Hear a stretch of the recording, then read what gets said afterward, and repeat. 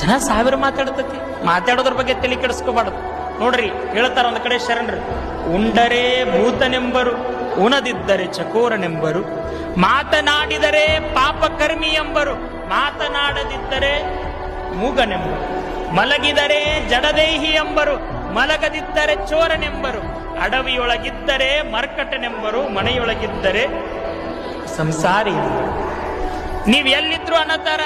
ಬಾಳ ಉಂಡ್ರೆ ಕುಂಭಕರ್ಣ ಉಂಡಂಗ ಉಣ್ತಾನ ಅಂತಾರ. ಬಾಳ ಊಟ ಮಾಡೋದು ಬಿಟ್ರೆ ಇವ್ ಏನ್ ಜಿಪ್ಪುಣತನ ಮಾಡ್ತಾನಂತಾರ. ಬಾಳ ಮಕ್ಕೊಂಡ್ರೆ ಏನ ಮಕ್ಕೊಂದೈತಿ ಹಂಗ ದನ ಮಕ್ಕೊಂಡೈತಿ ಅಂತಾರ.